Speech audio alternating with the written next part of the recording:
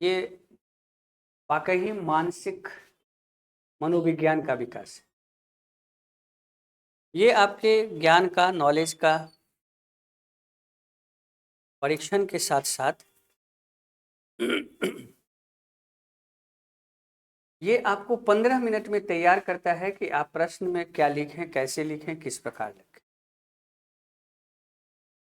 इसलिए प्रत्येक दिन का जो ये 15 मिनट है बहुत महत्वपूर्ण भूमिका निभाता है। ये मैं नहीं कह रहा हूँ, मैं तो एक प्रक्रिया के रूप में ये हमेशा से करते आ रहा हूँ। लेकिन इससे जो जो लोग लाभान्वित होकर के एग्जामिनेशन हॉल के अनुभव जो शेयर किए, तो उन्हीं के कारण हम इसको कंटिन्यू कर दिए, इसमें और इन्हेंस करते चले।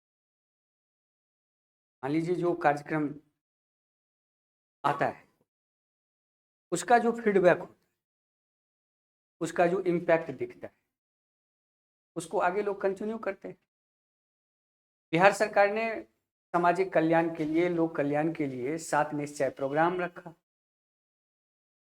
और 7 निश्चय का जो परफॉर्मेंस था उसी को आगे बढ़ाने के लिए 7 निश्चय 2 कर दिए। क्या हुआ कि नहीं? तो यही चीजें हैं। इसलिए इसको आप केवल ये मत सोचिए कि ये लिखना है। आप कितना भी जानते हैं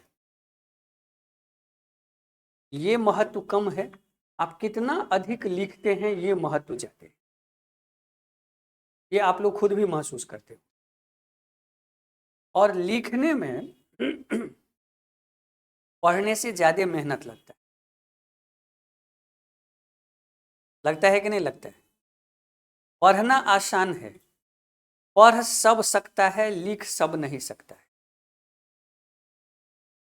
हम पढ़ने में सूचना को कलेक्ट करते हैं अगल बगल से, और लिखने में हम उस सूचना को, उस ज्ञान को, उस इन्फॉर्मेशन को हम अपने जैसा बना करके प्रस्तुत करते हैं। इसीलिए वो लेखन ही हमारे व्यक्तित्व का सर्वांगीण प्रकटीकरण होता है। और यही कारण है कि मेंस में लेखन का विषय रखा गया है, क्योंकि एक ही विषय को बहुत सारे लोग पढ़ सकते हैं, लेकिन उसी विषय को एक ही तरह से सब कोई प्रस्तुत नहीं कर सकते, जो उनको एक दूसरे से क्या कर देता है, अलग करता है। और यही परीक्षण है। इसलिए आप लोग जितना लिख सकते हैं, जैसे लिख सकते हैं, पढ़ने के समय में भी जब कोई विषय पढ़ रहे होते हैं तो वहाँ पर मैं भी एक नोटबुक लेकर के वैसे ही बैठा रहना, कुछ नहीं कुछ लिखता। बात समझ गए? आपके ज्ञान को आधार देता है, इसलिए इसका चले शुरुआत करें। इसके बारे में,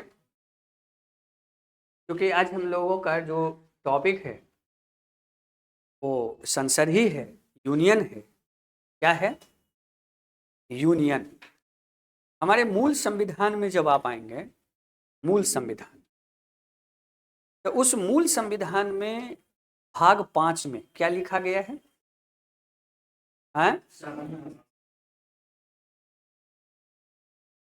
आपके संसद कितने में है? संसद किस में है? भाग भाग 5। और जुडिशरी कितना में है? भाग 5। और एग्जीक्यूटिव वो भी 5 में।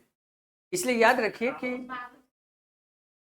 यहाँ आपको बताएं कि अपने संविधान के मूल संविधान, किस संविधान में?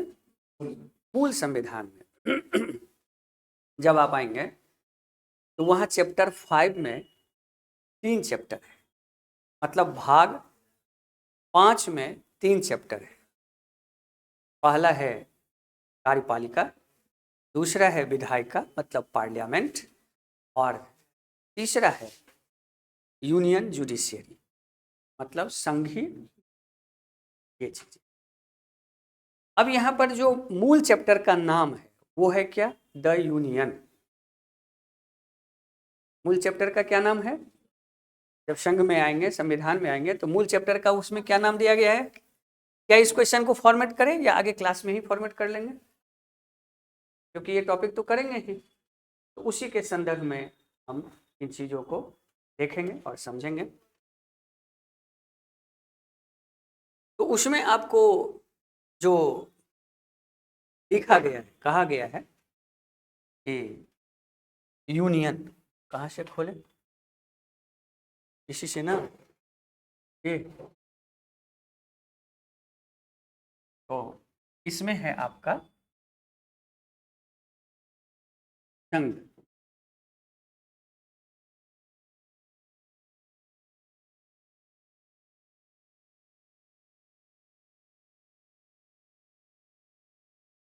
और आप लोगों को पता होगा कि इस संघ में कुछ बातें हैं, लेक्चर बड़ा बड़ा करके देते हैं जिससे कि वहाँ पर कुछ रहे आपके लिए, अगर कुछ अलग अलग क्वेश्चन डिजाइन हो गया तो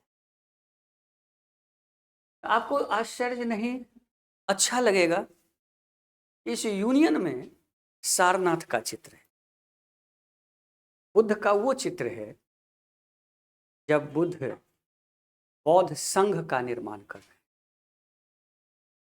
क्या वो चित्र देखना पसंद करेंगे आप लोग कि नहीं करेंगे? करेंगे। तो आप चले जाइए, मेरे टेबल पर वो संविधान रखा हुआ है, आप लेते आइए।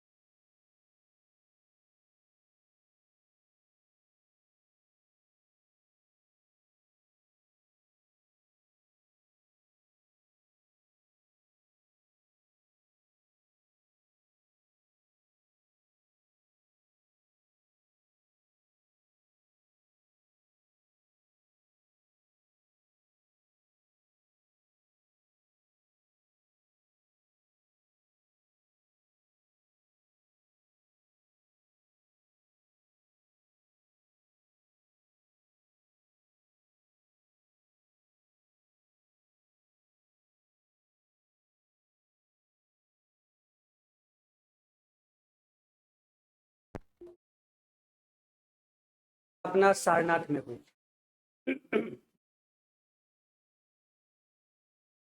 और उसका उद्देश्य कि व्यवस्था को लोगों के अनुरूप बनाना, और संघ ही अपने आप में स्पष्ट करता है कि लोगों के सहयोग के द्वारा बनी हुई व्यवस्था। इसलिए आप जब यहाँ देखेंगे तो आपके संविधान में मूल में विधायिका नहीं है, वहां क्या लिखा गया है? संघ। और इस संघ के लिए हमें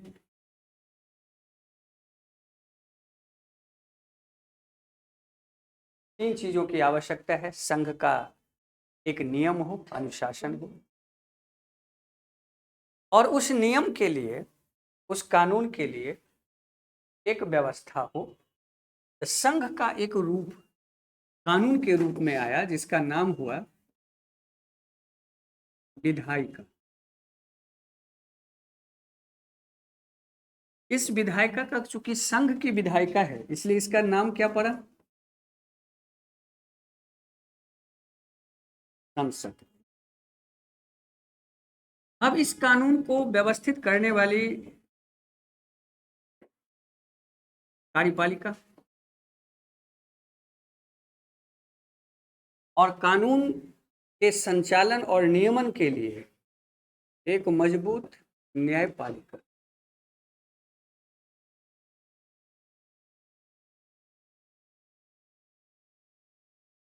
मजबूत क्या लिखे हैं? न्यायपालिका। तीन। इसमें सबसे महत्वपूर्ण जो संस्था है, वैसे सभी संस्थाएं महत्वपूर्ण है हमारे संविधान, और संपूर्ण भारत की संपूर्ण ताकत इस संघ में निहित है, क्योंकि हमारा संघ मजबूत है। इसलिए आप यहाँ पर देखेंगे कि सभी संस्थाएं एक दूसरे को क्या करता है? चेक एंड बैलेंस करता है। और इसी संदर्भ में हम सबसे पहले जो संस्था है हमारी, वो है संसद।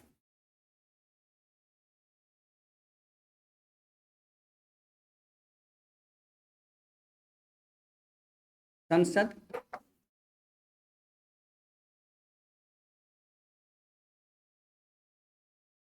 संसद से पूछने वाले प्रश्न 67वीं से बदल गए। पहले भी प्रश्न पूछे जाते थे। तो संसद में जब हम लोग देखेंगे तो सबसे पहले, जैसे कल डीपीएसपी को देखे थे, डीपीएसपी कल समझ में आया आप लोगों को? अच्छा लगा आप लोगों को?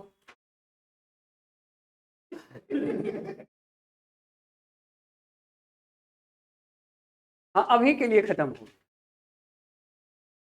और विशेषज्ञता के लिए तो उसमें तो एक सिद्धांत को एक दिन नहीं 5 दिन लगता है, ठीक है? तो इसलिए अभी हम लोग अगर उस पर उतना दिन रुक जाएंगे तो दिक्कत हो जाएंगे। ये चीज समय के अकॉर्डिंग पढ़ने के अकॉर्डिंग अधिकारी बन जाइएगा एसडीएम, तो फिर उसके बाद आप जितना दिन में डीपीएसपी पढ़ेंगे उतना दिन में पढ़ाएंगे, कोई दिक्कत। तब आप पढ़ेंगे क्यों? तब तो लागू करेंगे ना डीपीएसपी को। तो सामान्य रूप में देखा जाए तो डीपी संसद में संरचना,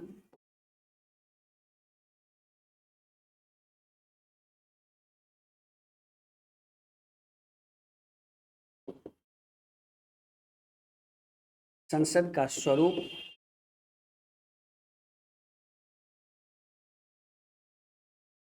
संसद की कार्य और शक्ति,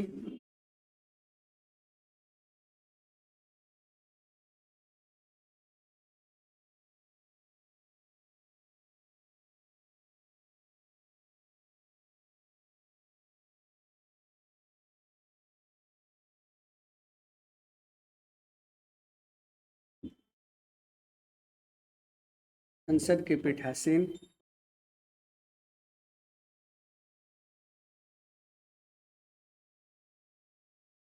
पीठासीन का मतलब हेड ऑफ पार्लियामेंट कह सकते हैं आप।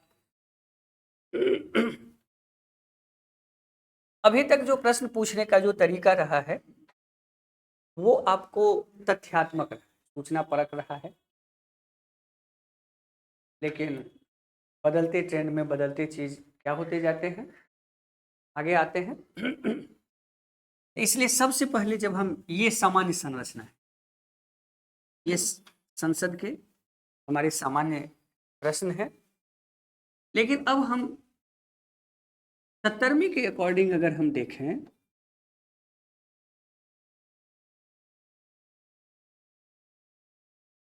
तो सबसे पहले संसद क्यों, यहां से शुरू करेंगे। इसका उद्देश्य,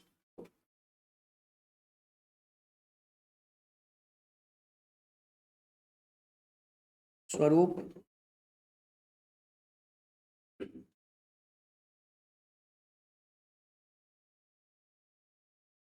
संरचना,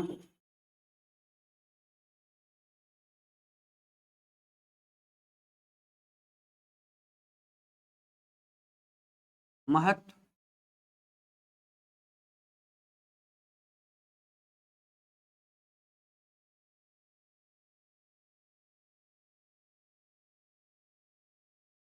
प्रभाव,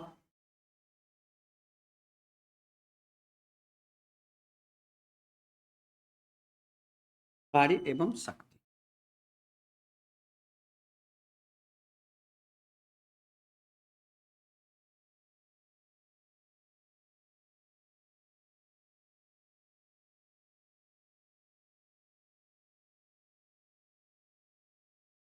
work and power, importance, influence, nature, why and objectives. कल हम लोगों ने डीपीएसपी में सबसे पहले कहाँ से शुरू किए थे, उद्देश्य से। फिर उद्देश्य को समझने के लिए स्वरूप को देखे थे, ध्यान में होगा आप लोगों को। ठीक उसी तरह से आज फिर चलेंगे। पहले आ जाइए संसद का स्वरूप।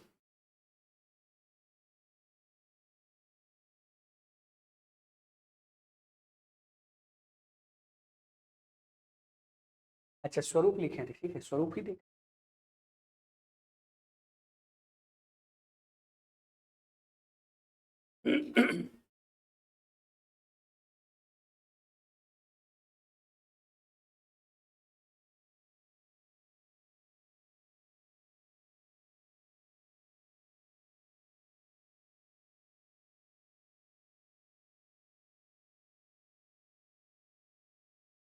संसद के स्वरूप को देखने के लिए सबसे पहला जो चीज देखना होगा, इसका मुख्य जो कार्य है वो है विधि की स्थापना, एस्टैब्लिशमेंट ऑफ लॉ कहिए या जैसे। जीपीएसपी में जितना भी कार्य है वो किसी न किसी के द्वारा होगा, तो इसलिए अब विधि की स्थापना यहाँ पर आया, मतलब विधिक व्यवस्था का निर्माण, और विधिक स्थापना ही लोकतंत्र है। विधिक स्थापना ही जो है वो क्या है, डेमोक्रेसी है। अब यहां पर सवाल हुआ कि ये डेमोक्रेसी जब है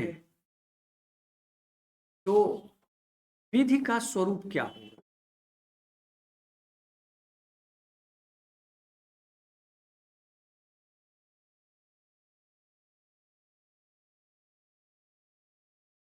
विधि का स्वरूप क्या होगा, और विधि का जैसा स्वरूप होगा वही संसद का स्वरूप बने।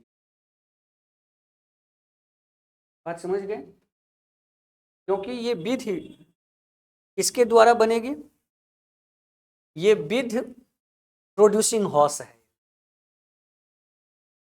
विधि का निर्माण भारत में कहाँ से होगा, कानून का निर्माण कहाँ से होगा, संसद से होगा। अगर कानून का नेचर हम देख लें तो संसद फैक्ट्री का भी नेचर समझ में आ सकता है। तो विधि के स्वरूप को समझने के लिए हमें दो चीजों को देखना है। अब इस विधि को स्वरूप में विश्व व्यवस्था में जब आप आएंगे तो विधि निर्माण की यह संस्था जो है तो ब्रिटिश पार्लियामेंट और ब्रिटिश प्रणालियों को से ली गई या देखी गई। तो विधि के स्वरूप को निर्धारित करने वाली दो विशेषता होती है। एक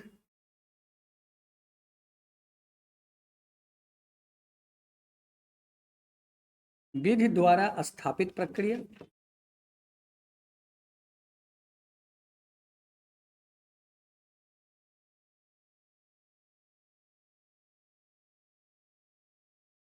प्रोसेस एस्टैब्लिश्ड बाय लॉ, और दूसरा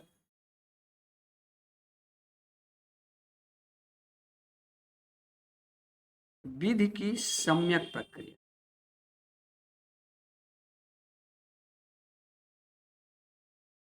ड्यू प्रोसेस ऑफ लॉ। विधि द्वारा स्थापित प्रक्रिया की दो व्यवस्था है। कौन कौन? एक विधि की सम्यक प्रक्रिया और एक विधि द्वारा स्थापित प्रक्रिया। विधि की द्वारा स्थापित प्रक्रिया में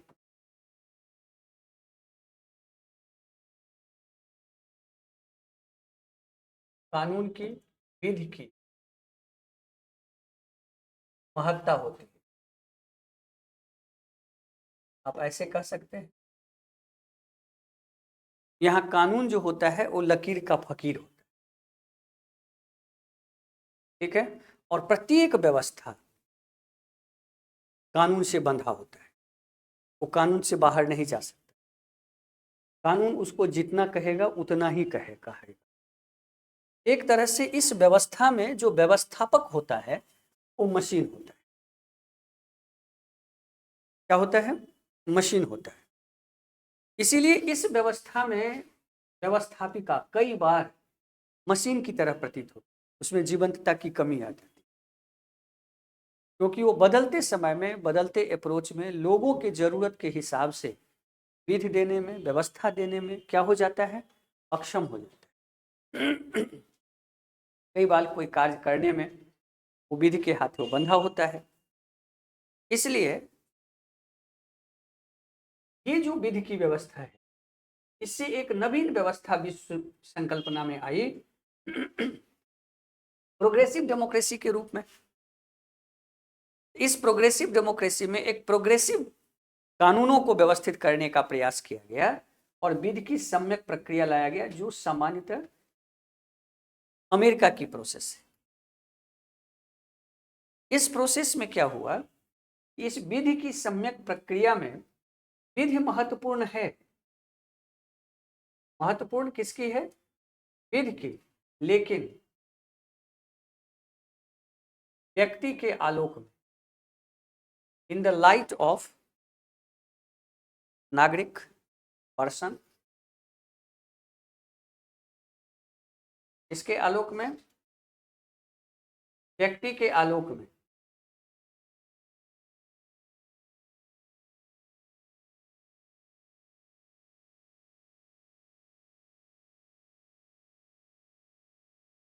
ठीक है। अब चलते हैं तो विधि के स्वरूप के अंतर्गत कितने तरह के स्वरूप बना? कौन? विधि द्वारा और विधि की सम्यक प्रक्रिया। इस विधि की सम्यक प्रक्रिया में केंद्र में कौन आ गया? व्यक्ति। मतलब पहले व्यक्ति की, पहले कानून, ठीक। और दूसरे प्रोसेस में क्या आया? मतलब कानून अगर गलत बन जाए तो व्यक्ति कुछ नहीं कर सकता, लेकिन सम्यक प्रक्रिया में अगर व्यक्ति कानून को पसंद ना करे तो कानून बदला जा सकता है। तो महत्व किसका स्टेबल हुआ? अब यहां सोचिए, तो विधि का महत्व जो है व्यक्ति से अधिक है या कम है? विधि और व्यक्ति में महत्व किसका हो गया? क्या ऐसा कोई भी कानून जो व्यक्ति के अधिकारों का हनन करे, क्या वो कानून जीवंत रह सकता है? नहीं। क्या यहाँ कानून संप्रभु हुआ या व्यक्ति संप्रभु हुआ? कौन हो गया? व्यक्ति संप्रभु हुआ। ठीक इसी तरह से विधि बनाने वाली जो संस्था है, ये नियम तो इस पर लागू हो जाएगी। तो क्या संसद ऐसा कोई विधि बनाएगी जो व्यक्ति के अधिकारों का, व्यक्ति को नजरअंदाज करके बनाया गया हो? तो यही इसके स्वरूप का निर्धारण कर देता है। किसका निर्धारण कर देता है? स्वरूप का निर्धारण कर देता है कि संसद ऐसा कोई भी विधि का निर्माण नहीं करेगा जिससे कि वो व्यक्ति से क्या करे, और इस तरह से ये व्यक्ति का जो अधिकार है वो संसद के अधिकार को क्या कर देता है? कम। जो आपके क्वेश्चन में है, ठीक है। तो इस तरह से अब यहां से फिर यहां आ जाइए, यहां से दो क्वेश्चन की व्याख्या हो जाएगी। अब यहां से जब स्वरूप में आएंगे, हमारे पास संविधान जो कानून बनाती है, ये संसद हमारी कैसे कानून बनाती है? किस तरह का कानून बना रही है? तो गैर संप्रभु कानून बनाती है। ये संप्रभु कानून, यहां संप्रभु कौन है? और ये क्या हो जाता है? अगर एक संप्रभु होगा तो दूसरा गैर संप्रभु होगा, अगर ये संप्रभु होगा तो ये गैर संप्रभु होगा। इसमें जो है सो व्यक्ति संप्रभु है या कानून संप्रभु है? और व्यक्ति क्या है? गैर संप्रभु। इस व्यवस्था में व्यक्ति संप्रभु है या कानून संप्रभु है? यहाँ व्यक्ति है। इसीलिए अगर आपसे यह कहा जाए कि भारतीय संसद गैर प्रभु संविधानों का निर्माण करती है, गैर प्रभुत्व संपन्न कानून का निर्माण करती है, तो क्या आप सहमत होंगे? होंगे? तो बिल्कुल होना ही पड़ेगा, क्योंकि ये क्वेश्चन आपको पूछा गया है। बात समझ गए? ये क्वेश्चन कब पूछा गया है? 66 में है कि भारतीय संसद एक गैर प्रभुत्व संपन्न कानून का निर्माण करती है। बात समझ गए? और इसी को फिर 68 में पूछा है, जो क्वेश्चन आप लोगों को अभी दिए थे, कि भारतीय संसद के पास क्या है? असीम शक्तियां हैं। क्या कौन कौन सी शक्तियां हैं? असीम शक्तियां हैं। क्या है वो? असीम शक्तियां हैं, लेकिन वो क्या कर सकती है? हाँ, विशाल शक्तियां हैं लेकिन असीम नहीं। वो यही चीजें हैं। असीम हो गया कि व्यक्ति से इसका अधिकार क्या हो गया? नियंत्रित। और विशाल कैसे हो गया? तो विशाल हो गया आर्टिकल 368 के अंतर्गत। आर्टिकल 368 इसे क्या देता है?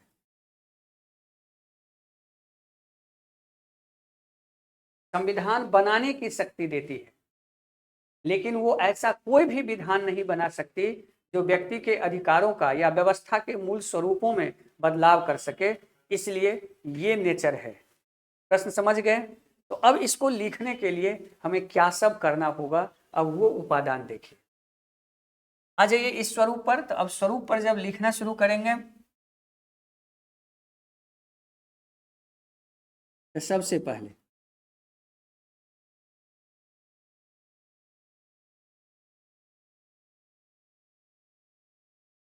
यह गैर प्रभुत्व संपन्न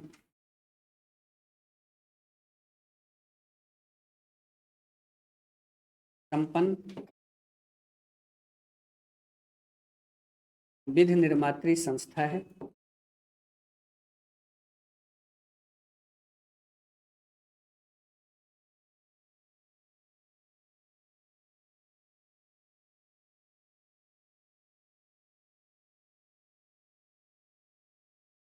नेक्स्ट,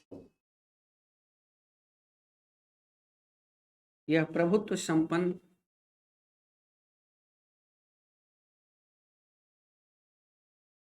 विधान का निर्माण नहीं करती,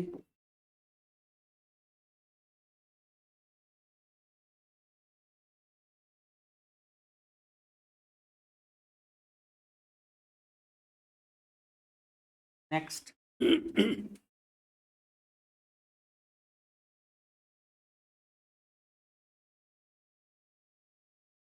मौलिक ढांचा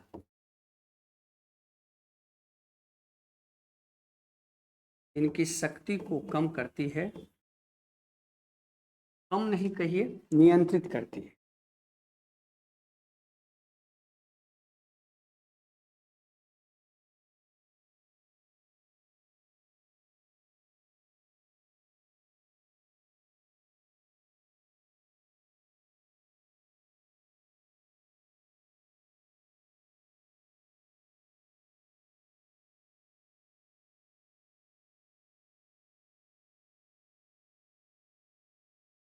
यह एकात्मक और संघात्मक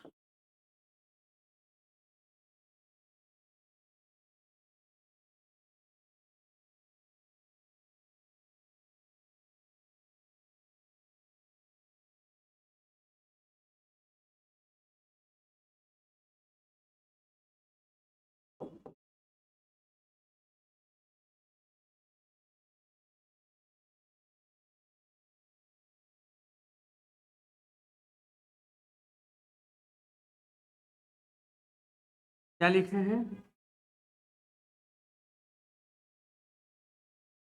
एकात्मक और संघात्मक। हमारा जो संसद है वो एकात्मक और संघात्मक दोनों है, न एकात्मक है न संघात्मक है, ये भी हो सकता है।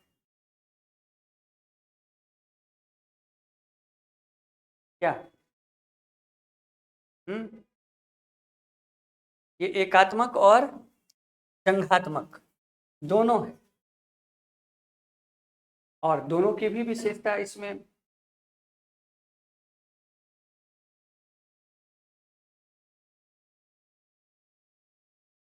अब अगर मान लीजिए कि आपको अगर ये शॉर्ट नोट्स आ जाए,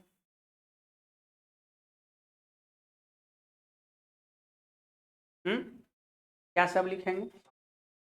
एक मिनट एक एक करके विचार लेते हैं। प्रश्न यहाँ समझे ये चीज। अगर मान लीजिए कि ये शॉर्ट नोट्स हो सकता है या नहीं हो सकता है? क्या हो सकता है? तो ऐसे अगर शॉर्ट नोट्स आ जाए तो हम क्या लेंगे यहाँ पर, या इसमें जितना भी आपको पॉइंट दिए हैं ये सब तो क्वेश्चन है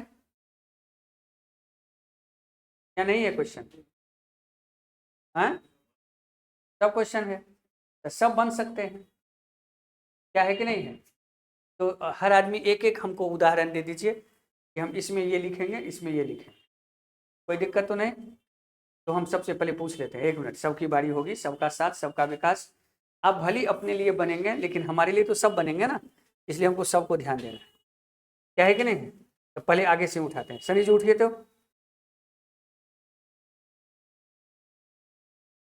आपको जिसमें मन हो उसका बोल दीजिए, इसको छोड़कर, ये तो हम बताएं, उसको छोड़कर बाकी सब का आप में से जो आप उठाएंगे वो आप बना दीजिए। सर हम एक नंबर का लेते हैं, 2 3 4 5, हम और विशेषता लिखेंगे इसमें। किसका ले लें? चलिए आप यही बताइए, 3 नंबर वाला। कि मौलिक ढांचा इनकी शक्ति को नियंत्रित करती है।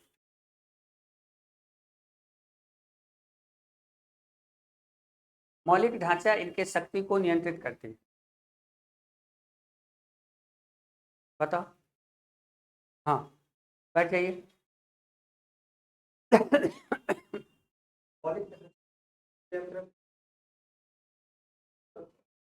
कोई भी कानून ऐसा नहीं बनाएगी जो संविधान मौलिक ढांचे के विरुद्ध जाता हो। इसके लिए उच्च न्यायालय व्यवस्थित करती है कानून करें।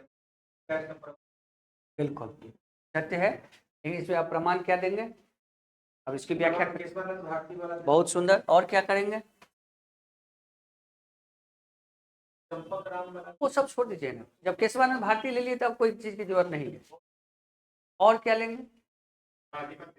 आर्टिकल 13 कौन बोले? आप बोले हैं? कौन बोले हैं? अच्छा आप बोले, हाँ बिल्कुल, आर्टिकल 13, आर्टिकल 13 लेंगे। फिर जो है केशवानंद भारती बनाम भारत संघ ले, क्योंकि वहाँ पर आकर के वो प्रूफ हो जाता है, मौलिक अधिकार की ढांचा आ जाती है और संविधान के मूल भाग में 13 पहले से मौजूद है, इसलिए 13 ही वो चीज़ें हैं जो इनको। अब 21 ग्रह में आएंगे तो चूंकि मौलिक ढांचा का जब विस्तार हो जाएगा तो उसी के अकॉर्डिंग आ जाएगा, आप उसको भी लिख सकते हैं। क्या चीज? हाँ, आप अगर उस तरह से अगर देखेंगे, अगर एक मिनट अगर उसको देखेंगे आप, तो फिर आप उसमें 13 ले लेंगे, ठीक है। 13 के बाद जो है सो आप उसमें 14 ले लेंगे, 19 लेंगे, 21 लेंगे, 32 लेंगे, बात समझ गए, और आप 38 नंबर ले लेंगे, यूपीएससी में लेंगे तब, ठीक। और एक बाद लिख देंगे, व्याख्या हो जाएगी, ठीक है, बैठ जाइए। चलें, अब दूसरा है कि ये एकात्मक और संघात्मक है, उठ जाओ फटाफट बोलो।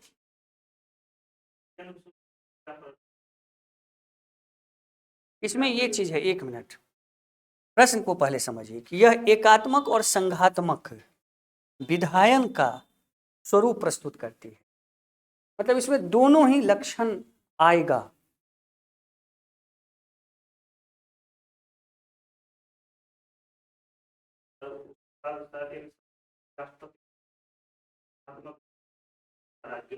वेरी गुड, हाँ तो ये हुआ, अब यहाँ से इन चीजों को चूज करेंगे, वेरी गुड। और अच्छा एक मिनट रुको, अखिल भारतीय सेवा में ये नहीं, जब राज्यसभा का आ जाता है फिर एक मिनट, एक मिनट सुनिए ना, धीरे धीरे से एकदम, कोई धड़फड़ी, आपको कहीं जाना है, कहीं आप लोगों को जाना है सो बताइए। ये हम लोगों का मेंस ट्रेनिंग इंस्टीट्यूट है, या हम क्लास कर लें, इसलिए रुक करके वहाँ समझ लेना कि हाँ इसको ऐसे नहीं ऐसे लिखना। पढ़ाने के लिए तो सीधा आप विशेषता याद कर लेंगे, ये हम लिखा देंगे, ये आप याद कर लेंगे, लेकिन वहाँ कैसे इसको आप प्रूफ करेंगे, ठीक। तो आपने कहा एक आर्टिकल 356, ठीक है। अब आइए दूसरा,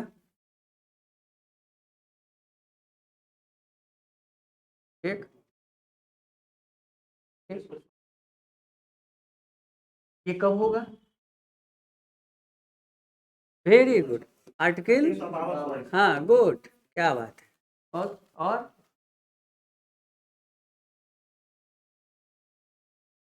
और कहाँ कहाँ होगा? अंतर्राष्ट्रीय संधि लागू होगा, बिल्कुल जी। अवशिष्ट शक्ति पर विधि बनाने का, नियुक्ति प्रशासक, बिल्कुल।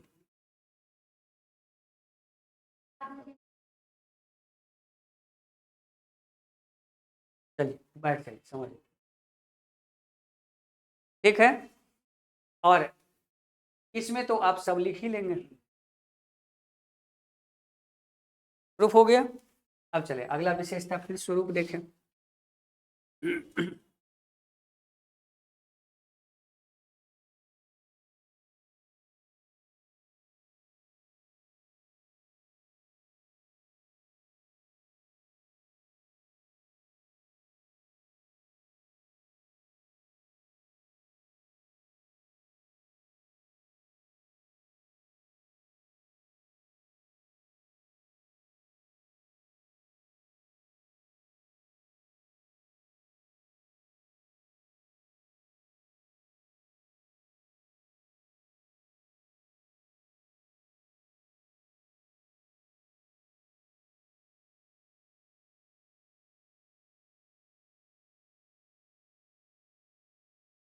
यह वित्तीय नियंत्रण की, जैसे कौन पॉइंट को लेते हैं, पहले इसको पढ़ लेते हैं एक बार, पूरा पॉइंट पहले लिख लेते हैं स्वरूप का, फिर उसके बाद जिस पॉइंट का इलोबरेट करेंगे उसको करेंगे। यह वित्तीय नियंत्रण की व्यवस्थित संस्था है,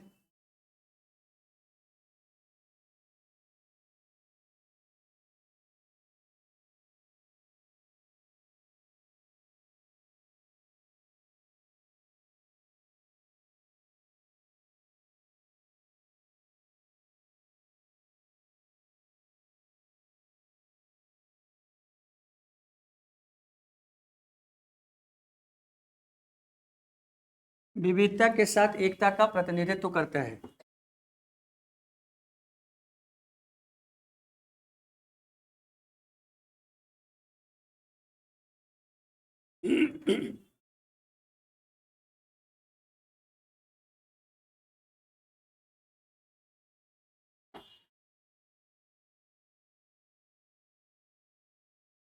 नीति निर्माण का सर्वोच्च संस्था है।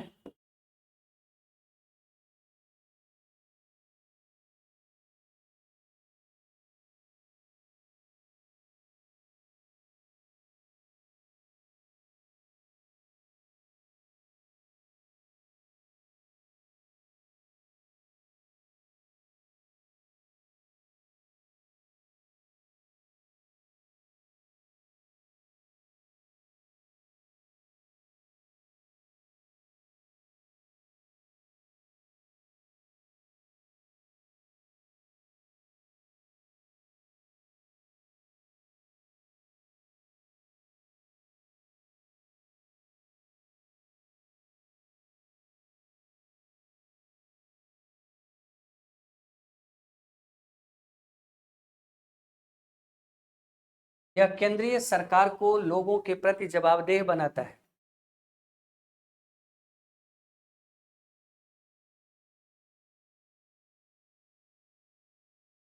यह केंद्रीय सरकार को लोगों के प्रति जवाबदेह बनाता है।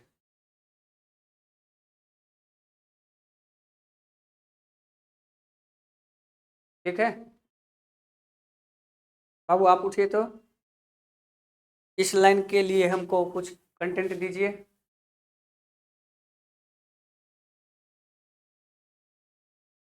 कुछ सोचिए, कुछ भी सोचिए। Very good. प्रश्नकाल। और सुंदर। और क्या है?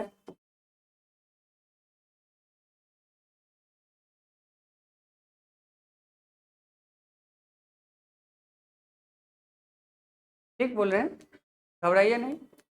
बाबू आप बताइए तो। हाँ, क्या नाम है आपका? पंकज, अनंत। बैठ जाओ बाबू।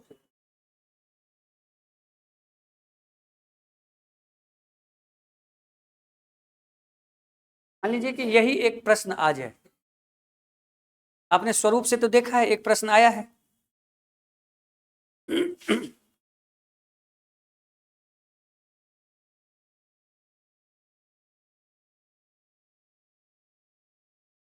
हैं?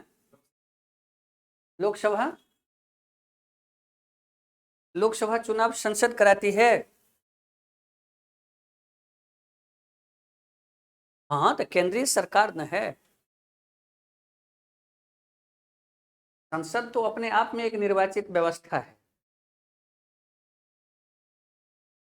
लेकिन संसद कैसे सरकार को नियंत्रित करती है, उसको जवाबदेह बनाती है।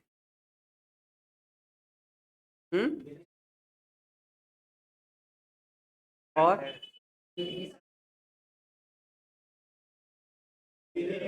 अब ये संसद करती है क्या, जो है ये संसद करती है या संविधान के अंतर्गत है? संविधान करती है।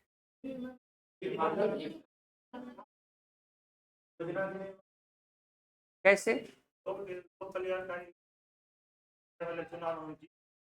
हाँ, ये तो सरकार करेगी। सरकार संसद के प्रति जो जवाबदेह है, अविश्वास प्रस्ताव में।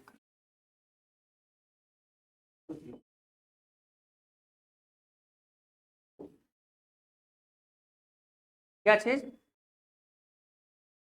बैठ जाइए, दोनों आदमी बैठ जाओ। ठीक है, हम इनके माध्यम से क्या करते हैं, सरकार को, इसके अलावा हम सरकार को संसद के प्रति जवाबदेह रहती है ना।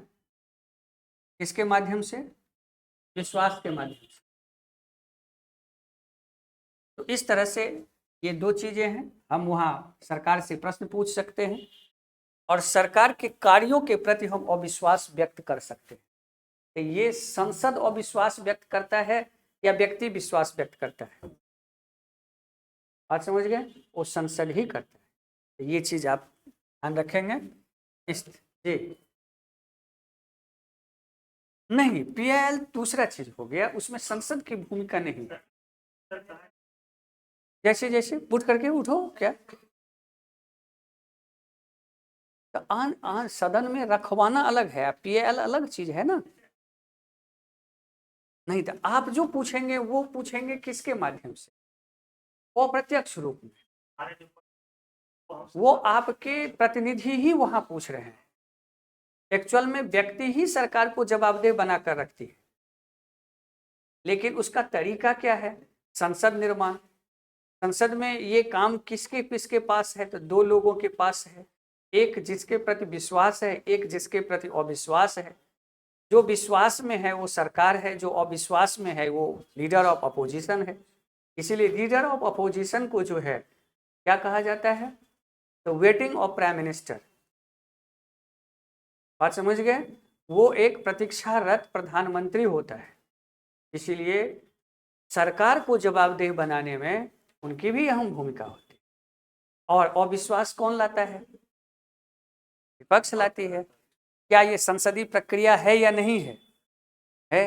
तो इस तरह से संसद की भूमिका जो है सो लोक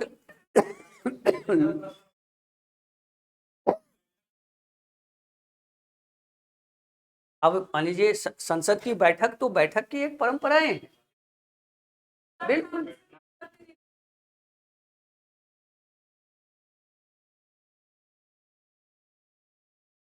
लेकिन यहाँ पर आपको है कि यह केंद्रीय सरकार को लोगों के प्रति जवाबदेह बनाते हैं।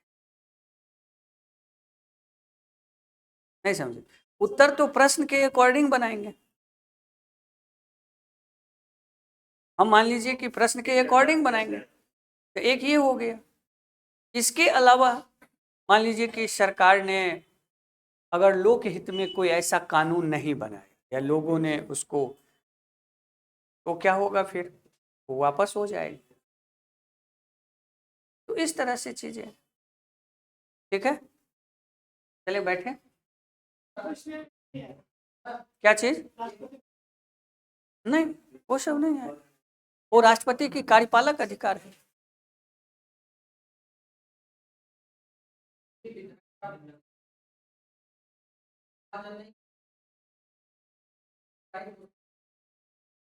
देखिए, ये तो उत्तरदायी है ही।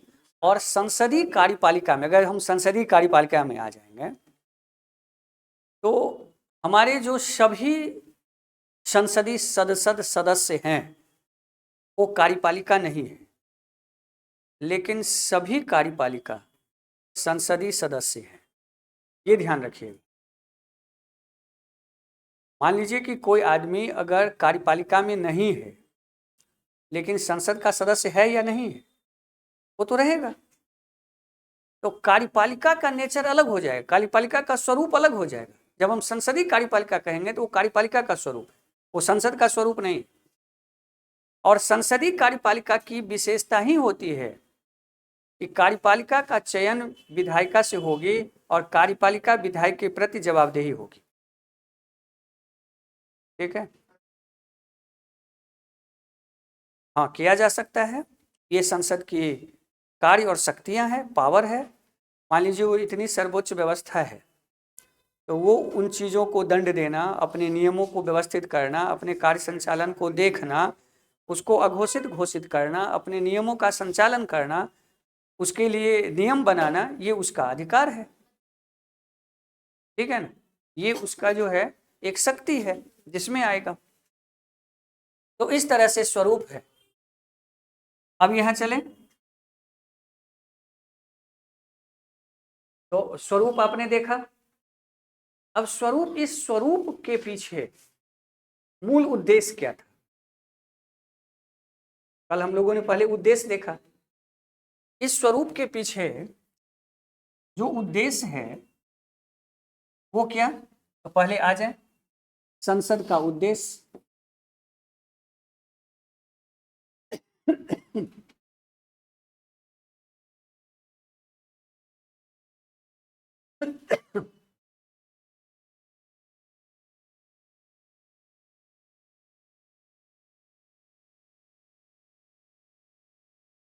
एक एक लाइन में, जैसे कल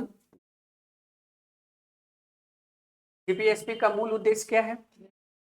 न्याय की स्थापना, और उसी के संदर्भ में बहुत सारी चीजें निकाले थे। संसद का एक ही काम है,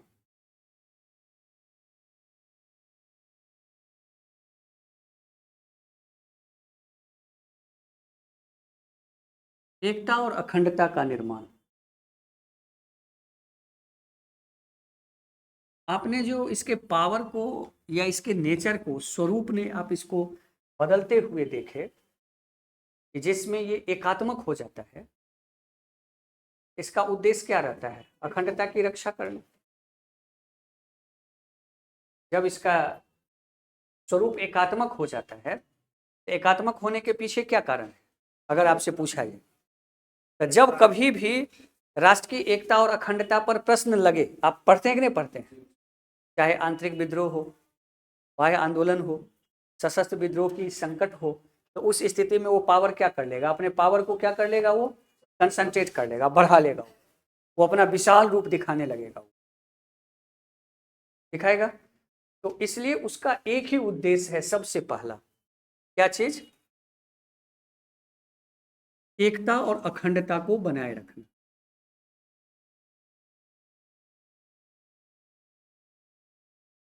और इसी एकता और अखंडता को बनाए रखने के लिए वो क्या करती है? तो विधि का निर्माण करती है, जिससे न्याय की स्थापना हो।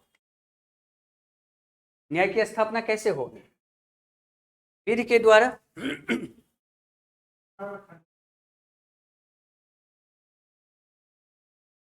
क्या चीज?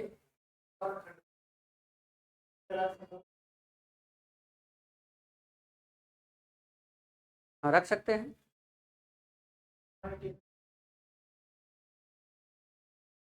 बिल्कुल इसी तरह से है। हमारा केंद्र का, संसद का पहला उद्देश्य क्या है? भारत। और भारत की व्यवस्था को चुनौती देने वाली समस्त चीजों को वो एक सूत्र में बांधने का प्रयास करें। ठीक है। इसलिए ऐसा कोई भी कानून जब केंद्र और राज्यों के बीच में टकराहट होगी, तो शक्तियां स्वतः किसके पास प्रेषित हो जाएगी? केंद्र के पास। चाहे वो सामान्य विधि हो, या स्पेशल विधि हो, या नेशनल सिक्योरिटी के संदर्भ में हो, या इंटरनेशनल डेलीगेशंस के संबंध में हो, या अवशिष्ट शक्तियां में हो। अगर कोई कानून अस्पष्ट है तो उस अस्पष्टता की इस स्थिति में एक ही के पास अधिकार है, वो अधिकार है केंद्र के पास। इसीलिए संसद हमारे देश का सर्वोच्च कानून निर्मात्री संस्था है, जिसका उद्देश्य देश की एकता और अखंडता की रक्षा करना है। पहला उद्देश्य यहीं से परिभाषित। कोई दिक्कत तो नहीं। इस एकता और अखंडता के लिए, जैसे कि इस बात को अगर आप पकड़ें, तो आपके प्रस्तावना का उद्देश्य क्या है? तो आपकी प्रस्तावना में यह उद्देश्य है, राष्ट्र की एकता और अखंडता सुनिश्चित करने वाली बंधुता। तो आपकी देश की एकता और अखंडता को सुनिश्चित करने के लिए जो बंधुता सुनिश्चित करना होगा, ये कार्य किसका है? तो वहां तो संसद नहीं लिखा गया है। बिल्कुल। तो वहां का पहला लाइन जो है, हम भारत के लोग, ये रिप्रेजेंट करता है पार्लियामेंट। ये संसद को रिप्रेजेंट करता है कि हम भारत के लोग। तो संसद क्या है? हम भारत का लोग है। अगर प्रस्तावना में हम भारत के लोगों को अगर आप देख रहे हैं, तो मूर्त रूप में संविधान में हम भारत के लोग आपको कहां दिख रहा है? विधायिका में, चाहे वो केंद्रीय विधायिका हो या राज्य की विधायिका हो। लेकिन हम यहाँ संसद लेंगे क्योंकि ये संपूर्ण भारत का प्रतिनिधित्व करेगा। इसका जो स्वरूप है काफी विराट है। इसलिए देश की एकता और अखंडता को सुनिश्चित करने में इसका क्या काम है, क्या उद्देश्य है इसका? तो इस एकता और अखंडता को निर्मित करना। इस एकता और अखंडता के लिए ये क्या करेगा? तो सबसे पहला काम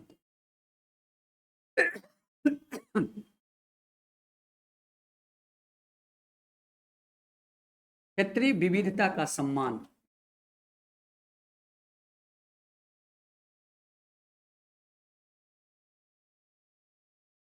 ये भी इसका उद्देश्य है, इससे निकलेगा आप। क्षेत्रीय विविधता का सम्मान का मतलब आपके दिमाग में तुरंत उदाहरण आ गया होगा, क्षेत्रीय परिषद। आप देखेंगे कि 69 में एक क्वेश्चन ऐसे ही करके पूछा गया है कि भारत के क्षेत्रीय परिषद मतलब सांस्कृतिक विविधता के संदर्भ में। तो इस तरह से आपने क्या देखा कि इस एकता और अखंडता को सुनिश्चित करने के लिए इसको सबसे पहले क्या करना है, तो क्षेत्रीय विविधता को सम्मान करना है। और इसी क्षेत्रीय विविधता के संदर्भ में हमारे यहाँ क्षेत्रीय परिषद की संकल्पना है, जो एक समान सांस्कृतिक विचारधाराओं वाले राज्यों का एक ऐसा संगठन जो देश की एकता और अखंडता को सुनिश्चित करने में अपना बल दे सके। क्या ऐसा संगठन है या नहीं है? इस संगठन के हेड कौन होते हैं? बिल्कुल, हाँ, गृह मंत्री। हम पीएम कहाँ कहे हैं? कोई बोला है, हम आप उसी में तो गृह मंत्री भी ना आया। हमने कहा हाँ, अब उसी समय वो भी आ गया, तो वो तो उनके जो ये आप लोग पढ़े होंगे। अब दूसरा यहाँ से इस क्षेत्रीय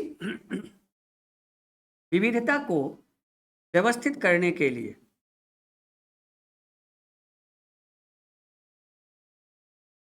अब यहाँ अब इसका जब हम लिखेंगे क्षेत्रीय, अगर यहीं पर आ जाए कि संसद भारत की क्षेत्रीय विविधता को व्यवस्थित और मजबूत करने में महत्वपूर्ण भूमिका निभाती है, या क्षेत्रीय सम्मान को, क्षेत्रीय विविधता का सम्मान करता है। ठीक, तो उस सेंस में जब इसी को हम एक्सप्लेन करेंगे, मान लें कि देखिए हर पार्ट तो क्वेश्चन ही बनता है, तो इसी के संदर्भ में जब हम क्वेश्चन लिखेंगे तो संवैधानिक रूप में पहले आ गया कि आपके पास जो छठी अनुसूची है वो, ठीक है, आपके पास जो 6th शेड्यूल है, इसमें क्या किया गया है, अलग अलग व्यवस्था की गई है। इसके अलावा आपने जो है सो प्रत्येक व्यक्ति को जो सांस्कृतिक और भाषाई स्वतंत्रता दी है संविधान, मौलिक अधिकार कौन दिया है? संविधान। किसके थ्रू लोगों को मिलता है? संसद के थ्रू। तो इस तरह से यहाँ पर आपके पास जो सांस्कृतिक स्वतंत्रता है, इसको भी लिखेंगे। इसके अलावा कार्य प्रणाली में संस्था के रूप में क्षेत्रीय परिषद लिखेंगे। विशेष राज्य का दर्जा भी आ सकता है, छठी अनुसूची में ही ना इस बात का जिक्र है।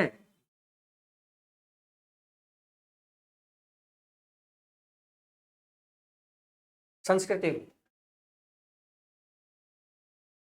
वो तो अब इकोनॉमिक डेवलपमेंट में हम लोगों ने लाया है, ठीक है। तो इस तरह से क्या चीज, हाँ, ऐसा एक्ट भी आप वहां जाएंगे जीएसटी लिख दीजिए ना,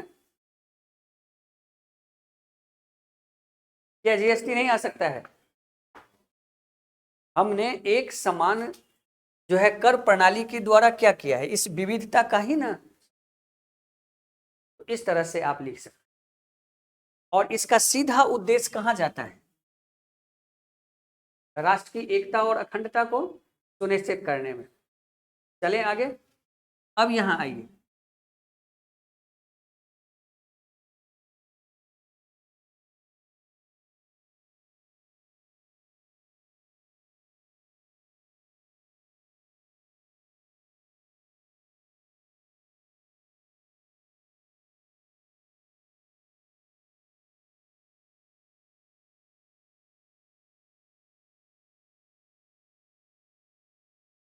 व्यक्ति की गरिमा और प्रतिष्ठा की रक्षा करना।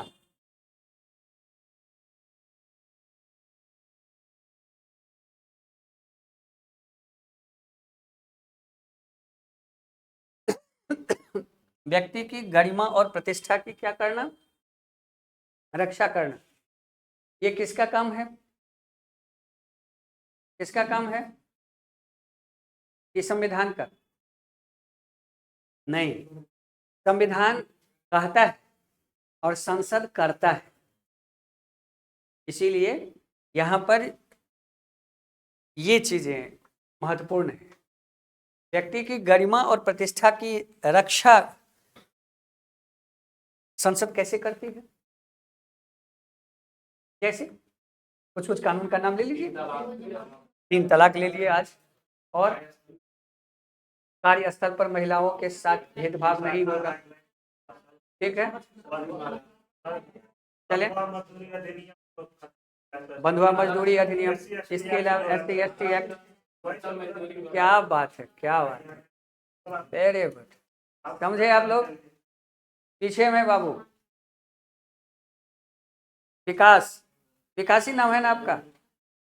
नहीं, ये अनंत के ठीक मुकेश, समझ रहे हैं? मान लीजिए कि आप सीधा ऐसे समझिए, आप इसको ऐसे नहीं। व्यक्ति की गरिमा और प्रतिष्ठा ये हमें मौलिक अधिकार से मिलता है, संविधान कहता है। लेकिन इस गरिमा और प्रतिष्ठा को बनाने के लिए जो कानून की जरूरत है, वो कानून कौन बनाता है? संसद बनाता है। चाहे वो 3 तलाक को खत्म करके महिला सशक्तिकरण और महिलाओं के जीवन में उत्थान हो, या मान लीजिए कि अंत्योदय अन्न योजना के द्वारा लोगों के आर्थिक सरोकार को बढ़ाना हो, या मनरेगा अधिनियम के द्वारा ऐसे लोगों को रोजगार दे करके उसके जीवन की उच्च स्तर को बढ़ाना हो, या फिर वंदे कौन अधिनियम, महिला बंधन विधेयक के द्वारा उनको राजनीतिक अधिकार को व्यवस्थित करना हो, नारी बंधन विधेयक के माध्यम से उसके क्रियाकलापों को बढ़ाना हो। ये सभी क्या है? इसका सीधा इम्पैक्ट किसके ऊपर गिरता है? व्यक्ति के ऊपर। उससे व्यक्ति का क्या विकास होता है? उसकी गरिमा और राष्ट्र की एकता और अखंडता को सुनिश्चित करने वाली जो बातें हैं, ये उसकी रक्षा होती है। इस तरह से संसद का उद्देश्य व्यापक है, और एक लाइन में कहे वो समस्त कार्य को करना, या ऐसे समस्त कानूनों का निर्माण करना। इसका निर्माण करना, कानूनों का निर्माण करना, जिससे न्याय की स्थापना हो सके। न्याय की स्थापना संविधान का उद्देश्य है। न्याय की स्थापना जो है, ये प्रस्तावना का मूल उद्देश्य है, GPSP का मूल उद्देश्य है। और इस न्याय की स्थापना के लिए संसद क्या बनाती है? कानून। और कानून किसे कहते हैं? कुछ अलग बोलिए ना, नियमों उपनियमों का नहीं। हम सोचते हैं कि एकदम अपने से सोच करके कुछ बोलिए।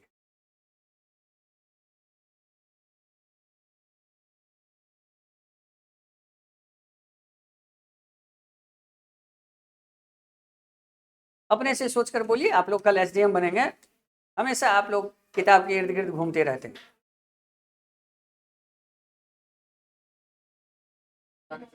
क्या बाबू राहुल, कुछ कहिए तो सही। मतलब लॉ क्या है?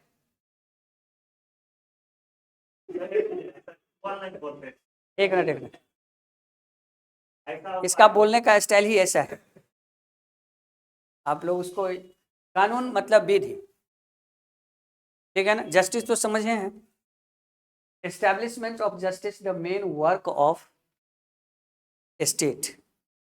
और हमारा जो प्रियम्बल है वो भी कहता है कि राज्य का सबसे पहला काम है लोगों को न्याय देना, जस्टिस देना, इनके समस्त नागरिकों को आर्थिक, सामाजिक, राजनीतिक न्याय। इस न्याय को देने के लिए संसद कानून बनाती है। न्याय ही देने के लिए ना कानून बनाती है। तो हम पूछ रहे हैं कि अब सामान्य भाषा में आप लोग जानते हैं न्याय, लेकिन मैं जानना चाहता हूं कि आप कानून किसे कहते हैं? नियमों का एक संग्रह, ठीक, बहुत सुंदर। चलिए ज्यादा नहीं करें।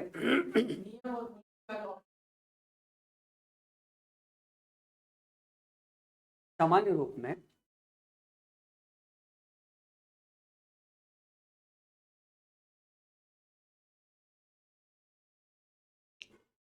बिल्कुल, ये तो, हाँ बोलिए। उसको क्यों बोल रहे हो? हमको बोलो।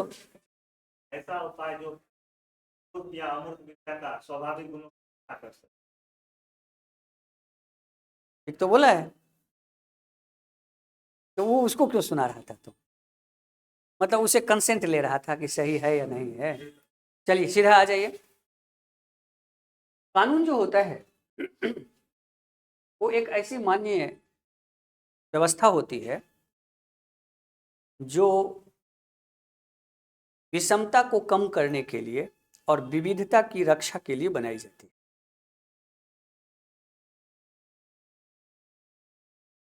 बात समझ में आया?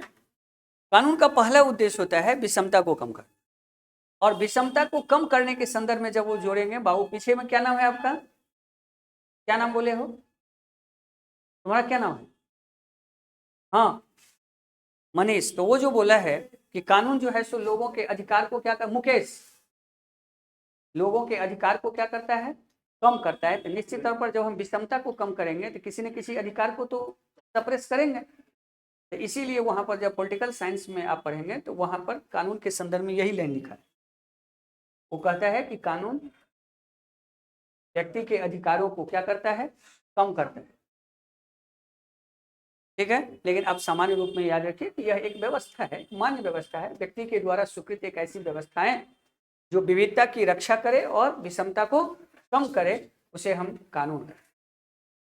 ये सारा काम करना किसका काम है? संसद का। इसलिए संसद भारत की विविधता का सम्मान करती है और विषमता को कम करने का प्रयास करती है। ये इसका उद्देश्य है, जिससे कि एकता और अखंडता क्या हो, सुनिश्चित है। चलें आगे। अब यहां से जब आएंगे तो अब सवाल हुआ कि आखिर भारत की संसद की इतने बड़ी जवाबदेही जिसके पास है, उसकी संरचना क्या?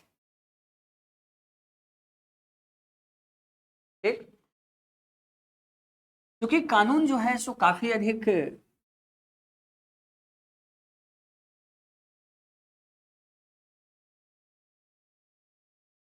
संरचना में जब आएंगे, इसकी संरचना को इस तरह से बनाया गया कि जिससे लोक कल्याणकारी कानून बने। क्योंकि यहां कानून कौन बनाए? तो ये कानून बन रहा है संसद, मतलब व्यक्ति के द्वारा, और व्यक्ति की सभा है संसद। तो व्यक्ति के द्वारा व्यक्ति के लिए कानून बन रहा है। क्या आप कैसे कह सकते हैं? तो जब व्यक्ति के लिए व्यक्ति के द्वारा कानून बन रहा है, तो अगर ये व्यक्ति भेदभाव पूर्ण दृष्टिकोण से व्यवस्थित हो तो कानून तो भेदभावपूर्ण हो जाएगी, फिर तो न्याय की स्थापना होगी नहीं। तो इसलिए इसकी संरचना को ऐसे रखा गया कि जिसमें प्रत्येक क्षेत्र, प्रत्येक व्यक्ति, प्रत्येक संस्कृति, प्रत्येक लोगों का इसमें प्रतिनिधि हो। ठीक है, इसलिए इसकी संरचना को बहुदलीय व्यवस्था से जोड़ा गया। ठीक, इसकी संरचना में सबसे पहली जो संरचना बनी कि ये पहला कि द्विसदनी रखा गया इसे।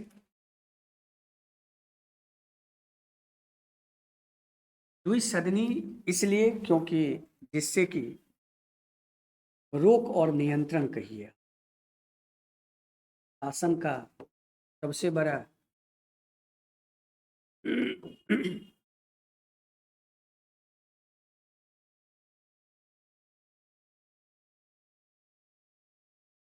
रोक और नियंत्रण,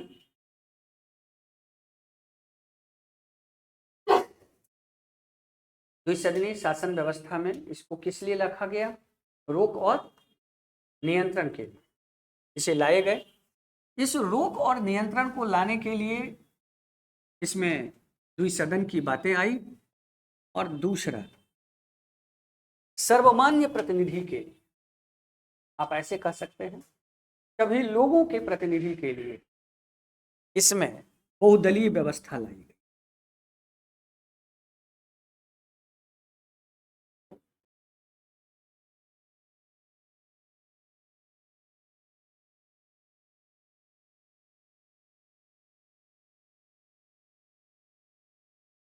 मल्टी पार्टी है। उद्देश्य समूह को व्यवस्थित करना या व्यक्ति को व्यवस्थित करना। लेकिन जब हम आज के संदर्भ में देखेंगे तो बहुदलीय शासन व्यवस्था व्यक्ति की तरफ उन्मुख है, नहीं कि व्यवस्था के प्रति। समझ में आया प्रश्न? ये व्यक्ति के उन्मुख हो गया है, ये व्यक्ति की तरफ व्यवस्था है, नहीं कि व्यवस्था के प्रति। और मुझे लगता है शायद ये प्रश्न आया है।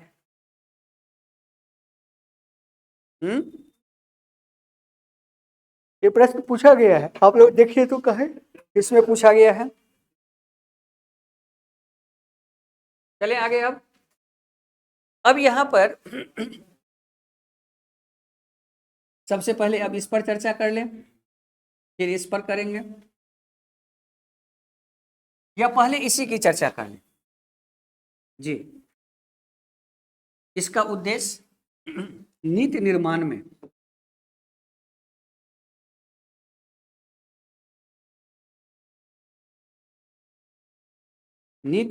में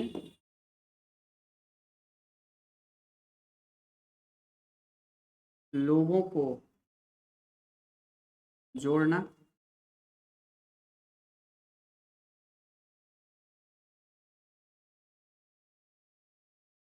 लोकतंत्र से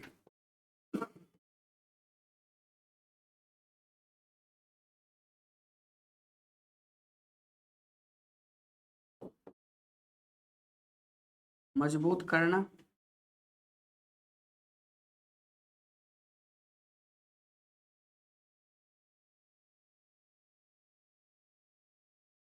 नीतिगत पारदर्शिता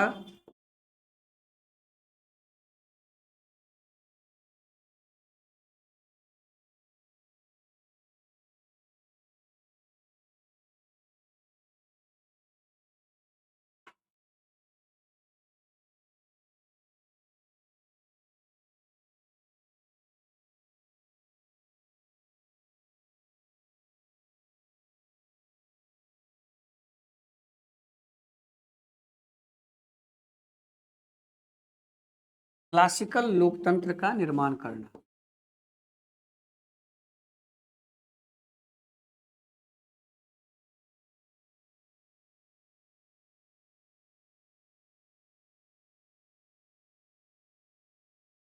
क्लासिकल डेमोक्रेसी नीतिगत पारदर्शिता को, ट्रांसपेरेंसी, पॉलिसी ट्रांसपेरेंसी, लोकतंत्र में लोगों को मजबूत करना।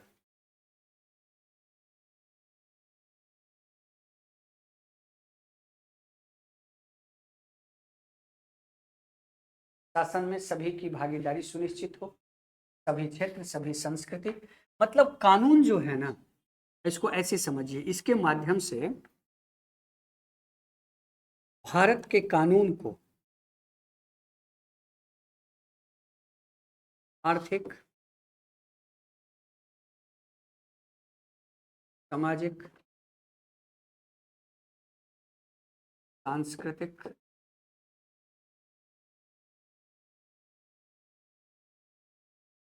भौगोलिक,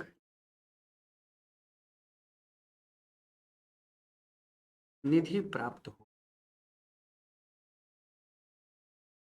किसी भी कानून को भारत के समस्त भौगोलिक, आर्थिक, सामाजिक, सांस्कृतिक जो प्रतिनिधित्व है वो प्राप्त हो, जिससे कि वो सर्वमान्य कानून हो सके। और इसीलिए बहुदलीय व्यवस्था किया गया। सबकी सहमति और विचारों को जानने के लिए इसे इस चीज़ों से जोड़ा गया, और ये इसका मूल भाव था। चलें अब इनकी जब हम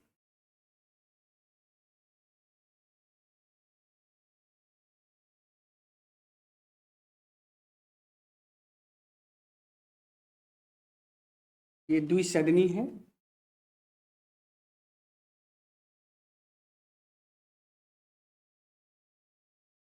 अच्छा एक मिनट, ये जो लाइन है ये तो विशेषता हो गई किसकी? मल्टी पार्टी सिस्टम की। अगर मल्टी पार्टी सिस्टम की विशेषता पूछा जाए तो आप इस विशेषता को लिख सकते हैं।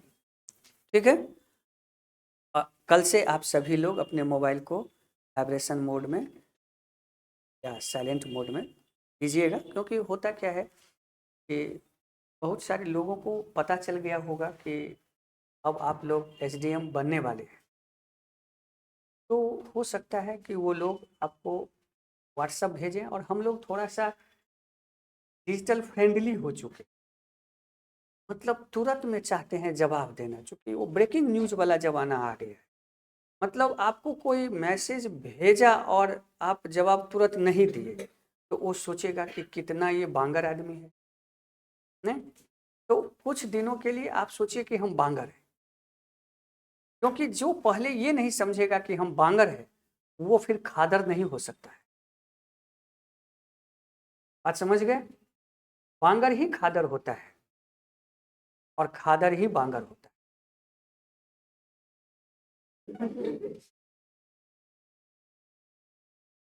पहले बांगर बनता है, बात समझ गए?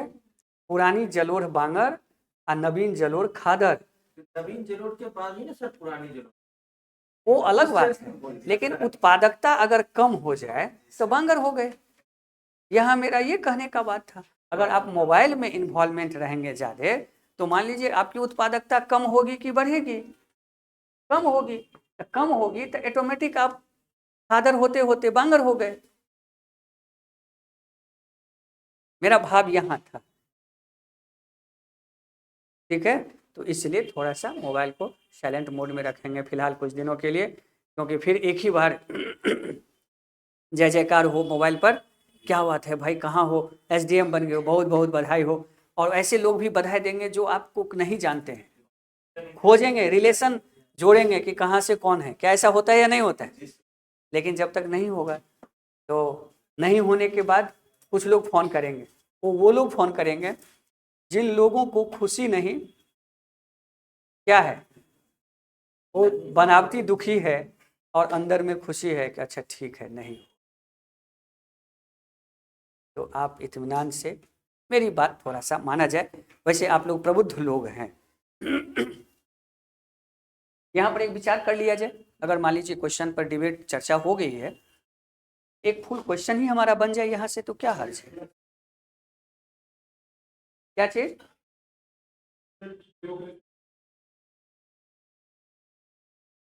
क्या बताइए, और क्लियर करके बताइए। हाँ हाँ ठीक,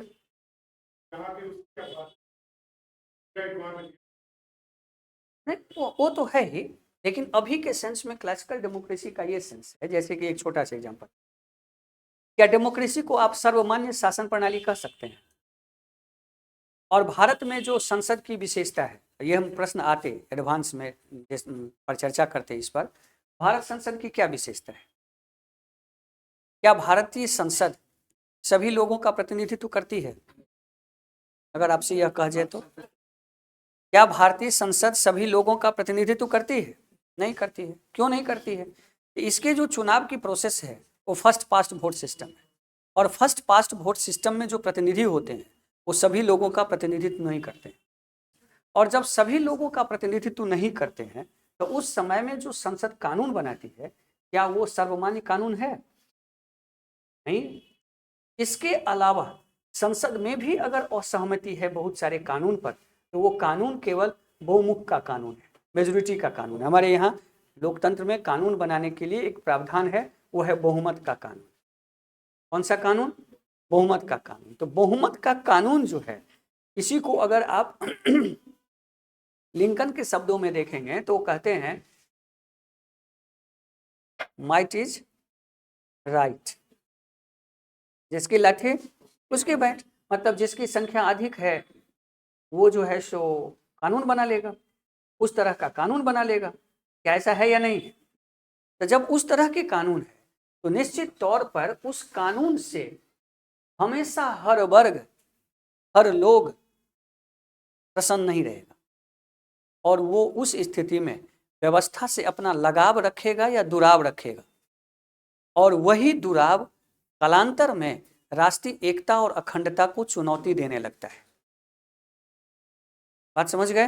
तो इसलिए हमें ऐसे लोकतंत्र का निर्माण करना है जहां कानून निर्माण में सर्वसम्मति हो। क्या हो जाए? सर्वसम्मति हो। एक उदाहरण के रूप में हम आपको देते हैं। जैसे कि मान लीजिए कि कल से हम लोग क्या करेंगे कि 11 बजे आ जाते हैं, कोई दिक्कत? हाँ, कल टेस्ट है लेकिन अगले से 11 बजे से हम लोग आ जाते हैं, कोई दिक्कत? किन किन लोगों को दिक्कत है सो बताया जाए। हाँ, कल से ही सभी लोग मान्य है 11 बजे से लेकर के 8 बजे तक।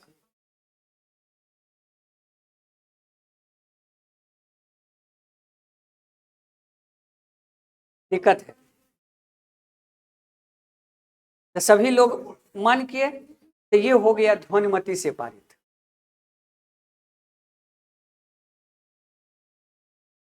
ये क्या हो गया? क्या आपने कोई लोग कहे कि नहीं? अब इसमें से कुछ लोग हाथ उठाते कि नहीं सर दिक्कत होगा, कुछ लोग कहते कि नहीं, फिर उसमें मेजोरिटी देखा जाता है। अगर उस मेजोरिटी में मान लीजिए कि हम आता कि नहीं नहीं क्लास 11 बजे से होना चाहिए, अगर उसके विपक्ष में अगर 10 ही लोग खड़ा हुआ तो 10 लोगों का हित तो प्रभावित हुआ। वो कहीं ना कहीं उस व्यवस्था से, उस चीज़ों से, उस बदलाव से खुश नहीं है। तो वो जब उस चीज़ से खुश नहीं है तो क्या उससे वो जुड़ेगा या दूर होगा? वो दूर होगा। लेकिन फिर भी वो व्यवस्था चलती रही तो क्या उसको वो लाभ मिला? अगर वो लाभ लेगा भी तो मजबूरी में लेगा। मान लीजिए उसको मजबूरी है, अब आना ही है तो मजबूरी में लेगा। लेकिन उसको जैसे ही मौका मिलेगा तो वो वहां से क्विट करेगा। करेगा कि नहीं करेगा? तो फिर उस स्थिति में व्यवस्था क्या होता? तो उनकी भी बातें सुनी जाती कि अच्छा कोई बात नहीं, 11 बजे से नहीं 2 बजे से सर रख लिया। और फिर इधर भी पूछा जाता है भाई आप लोगों को 2 बजे से कोई आपत्ति है? तो नहीं, चल सकते हैं। तो ठीक है कोई बात नहीं, 2 बजे से हम लोग आए। तो दोनों की सहमति हो गई, दोनों का हित एक साथ हो गया। तो उस व्यवस्था का जो सम्मान होगा वो अधिक होगा, होगा या नहीं होगा? अर्थात इसमें ये चीजें होती है कि सरकार किसी भी कानून को बनाने के क्रम में अधिक से अधिक लोगों की सहमति की क्या कर देती है? जरूरत मानती है। जैसे आप देखेंगे कि जब जीएसटी कानून का निर्माण हुआ भारत में, तो सरकार ने यही नीतियां अपनाई। कानून बना सकती थी सरकार, लेकिन उसमें जो विपक्ष का सुझाव आया, जो चीजें आई, उसको बदल करके उसको लाया गया। जैसे अभी एक छोटा सा एग्जाम्पल लीजिए। अभी वक्फ बोर्ड पर जो है सो क्या कानून बनाया जा सकता है या नहीं बना सकता था? अगर मेजोरिटी के हिसाब से देखा जाए तो सरकार तो कानून बना सकती थी, लेकिन सरकार ने अगर वो वक्फ बोर्ड पर अगर कानून बनाते तो क्या वो लोगों को मान्य होता, व्यवस्था को मान्य होती? नहीं। तो उस पर एक सामान्य सहमति बने। क्या बने? एक सामान्य सहमति बने। और इसी के लिए क्या हुआ, क्या स्थापित किए गए हम लोगों ने? तो हम लोगों ने एक ज्वाइंट पार्लियामेंट्री कमेटी बनाई। उस ज्वाइंट पार्लियामेंट्री कमेटी में कौन कौन लोग हैं? उसमें क्या है? तो उसमें पक्ष और विपक्ष दोनों हैं, तो दोनों का रिप्रेजेंट हो गया। दूसरा, उसमें जितने भी बुद्धिजीवी लोग हैं वो हैं, प्लस उस समुदाय के जो लोग हैं वो भी हैं, और उन लोगों से बातचीत भी है। तो उस कानून को सर्वमान्य बनाने के लिए ही हमने क्या लाया है? इसी लाया है। कल अगर आपको जीपीसी का इंपॉर्टेंस पूछा जाए या संसद कैसे सर्वमान्य कानून बनाने के लिए कार्य करती है, यही न है क्लासिकल डेमोक्रेसी, जिसमें अधिक से अधिक लोग अपनी सहमति दे। बात समझ में आ गए? टाइम नहीं बदला है, आप ये दिमाग में मत रखिए। चलिए आगे। अब इसी क्वेश्चन को एक बार और देख लीजिए। अगर संसद की ये बहुदलीय व्यवस्था पूछा जाए तो बहुदलीय व्यवस्था की क्या विशेषता है, ये तो आप लिख सकते हैं, लेकिन वर्तमान में बहुदलीय व्यवस्था की क्या विशेषता हो गई, इसकी कमी क्या है तो बताइए। तो क्योंकि सॉरी इसकी कमी ले लेते हैं, बहुदलीय व्यवस्था की कमी, जिससे आलोचनात्मक एक प्रश्न हमारा तैयार हो जाएगा।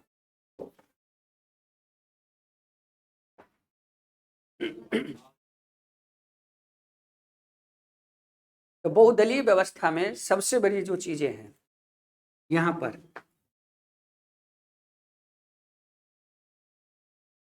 राष्ट्रहित की कमी।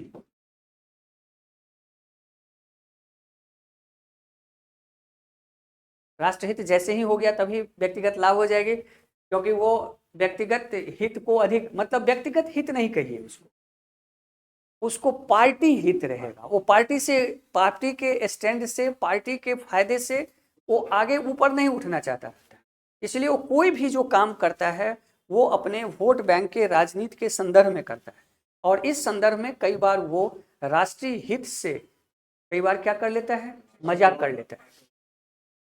क्या कर लेता है, उसको वो मजाक कर लेता है। जैसे कि मान लीजिए कि सांप्रदायिकता है या जाति है या कुछ ऐसे मुद्दे हैं जिससे हमारे बंधुता खंडित हो सकती है, उसको भी वो क्या करने का प्रयास करता है, खंडित करता है, और उस पर भी जो है सो वो उस तरह के कार्य करते हैं। तो ये कहीं ना कहीं वो उसका राष्ट्रीय हित से क्या करना हुआ। तो पार्टी बहुदलीय व्यवस्था की ये सबसे बड़ी चीजें हैं। दूसरा, इस व्यवस्था में दल से अधिक व्यक्ति की प्रधानता हो जाती है।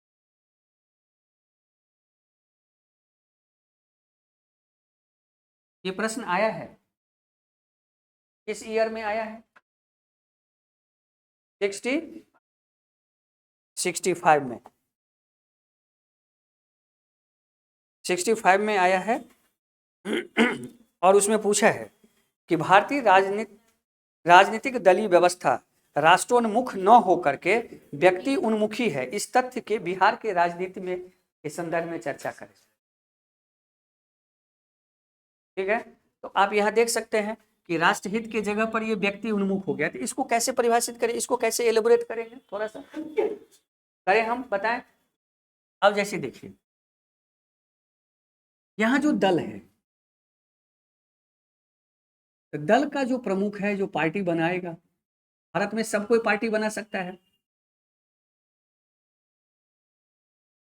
ठीक है, सब कोई क्या कर सकता है, पार्टी बना सकता है। तो वो पार्टी का जो प्रमुख है, उस दल पर उसका प्रभाव होता है, और कहीं ना कहीं उस दल से जुड़े हुए प्रत्येक व्यक्ति उस व्यक्ति को खुश करने का प्रयास करता है। लगता है कि उसको वो क्या कर रहा है, एस्कॉर्ट कर रहा है, जो कहिए उसको, जो शब्द में कहिए, आप लोगों की भावना को ठेस नहीं पहुंचे, इसलिए मैंने किन्हीं पार्टी पॉलिटिक्स का नाम नहीं लेता हूं। लेकिन मान लीजिए कि अभी आप देखिएगा, मैं एक मतलब टेम्परामेंट की बात कर रहा हूँ, उस और बाकी कुछ का नहीं, बोलने का जो स्टाइल और टोन है वो चीज़ आपको, आप लोग गौर करेंगे, उसी को गौर करना होता है। विदेश नीति में जो एम्बेसडर होते हैं उनकी एक कोर्स ही होती है, पढ़ाई जाती है राजदूत को, और विदेश नीति में बॉडी लैंग्वेज का अहम योगदान होता है। ठीक है, कौन राष्ट्राध्यक्ष किस राष्ट्राध्यक्ष के कंधे पर हाथ रखते हैं उसको भी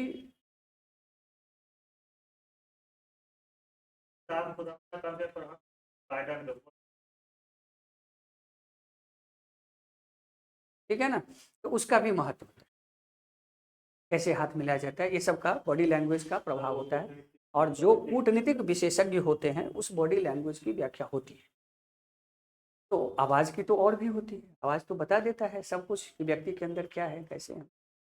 तो भारत में एक नई, बिहार में एक नई राजनीतिक विकल्प जो तैयार हो रहा है, उस विकल्प के जो प्रमुख हैं उनके आप स्टाइल सुनिएगा।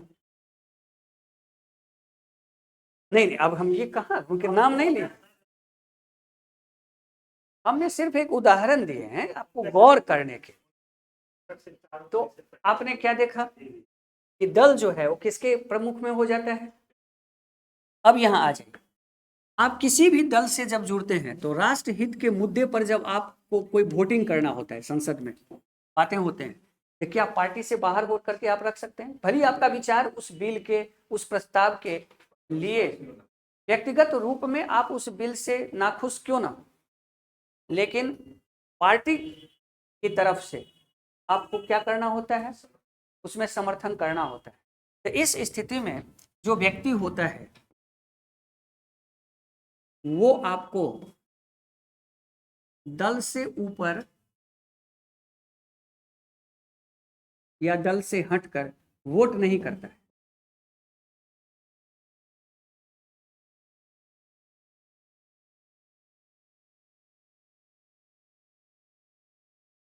जो दलीय राजनीति के बावजूद भी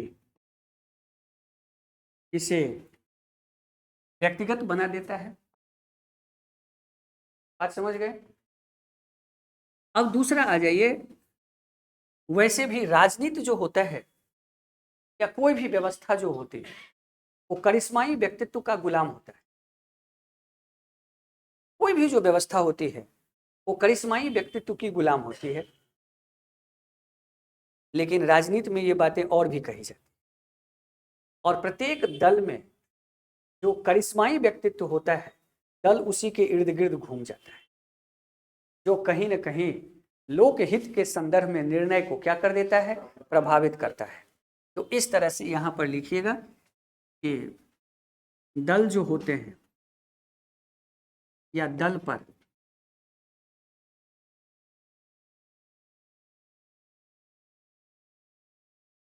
करिश्माई व्यक्तित्व का प्रभाव होता है।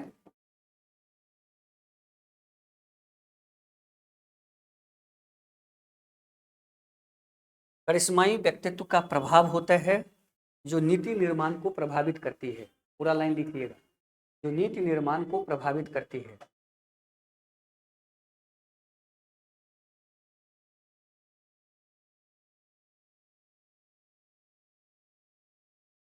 जो नीति निर्माण को क्या करती है, प्रभावित करती है।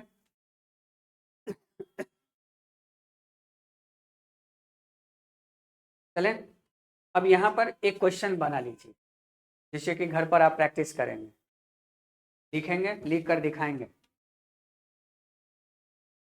पहला एक क्वेश्चन तो आपको 65वें में पूछा है, एक क्वेश्चन अब आप बनाइए, वहां लिख लीजिए।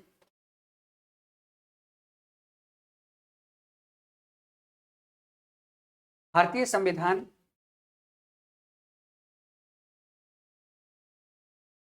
विविधता में एकता का प्रतिनिधित्व करने के लिए, विविधता में एकता के निर्माण के लिए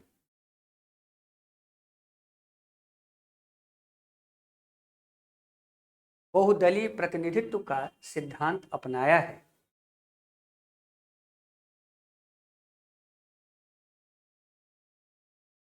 बहुदलीय प्रतिनिधित्व का सिद्धांत अपनाया है, परंतु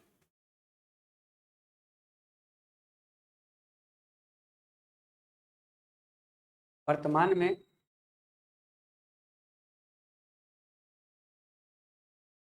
व्यक्तिगत हितधारकों की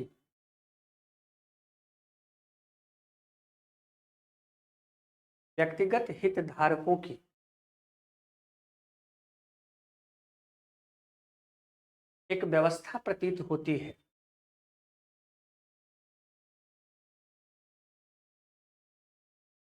कथन का मूल्यांकन करें।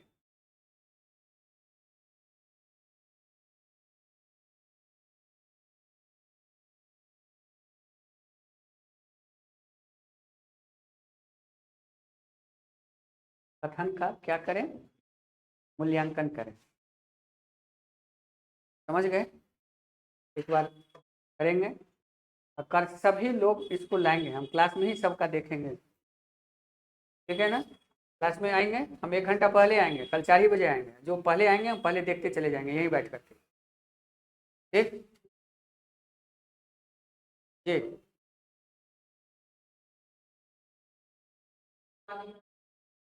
खड़ा हो जाइए, कोई दिक्कत नहीं।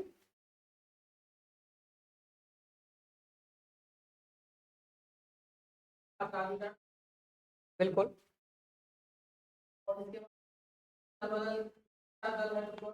बिल्कुल बिल्कुल, ये दल बदल को भी बढ़ावा देते हैं। बिल्कुल सही है। व्यवस्था होने के